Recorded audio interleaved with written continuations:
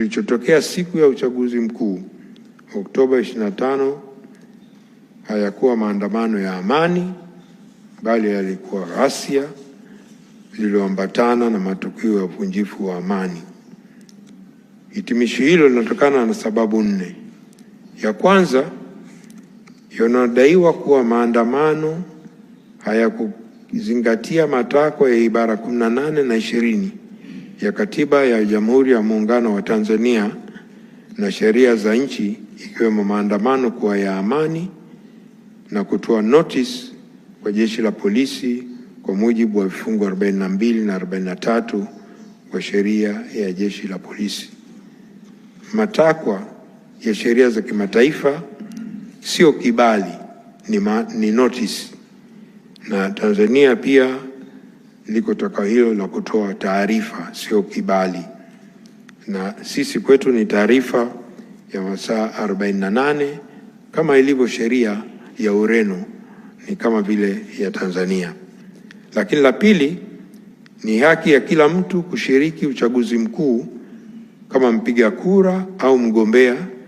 Ni haki ya kikatiba kwa mujibu wa ibara 5 ya katiba ambayo haipaswi kupokwa. Ghasia zilipangwa na kutekeleza siku iliyotangazwa kisheria kwa ni siku ya uchaguzi mkuu. Hivyo kufanya ghasia siku hiyo ilikuwa ni kupoka haki ya kikatiba na kisheria za wananchi wengine, ikiwemo haki ya kupiga kura na kuchaguliwa.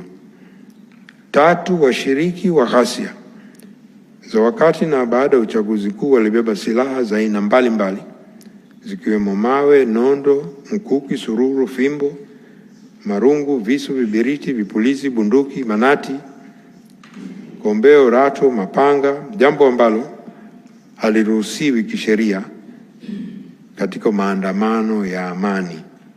Hii ni kinyume cha sheria na taratibu za kimataifa, ibara 21 ya mkataba wa haki za binadamu na raia na kisiasa mwaka 1966, wa kikanda ibara 11 ya mkataba wa Afrika ya haki za binadamu za watu na binadamu mwaka 1981 na ibara 10 na 11 ya mkataba wa Ulaya wa haki za binadamu mwaka 50, na kitaifa ibara 18 na 21 ya katiba ya Jamhuri wa Muungano wa Tanzania haviruhusu maandamano kwa watu waliobeba silaha.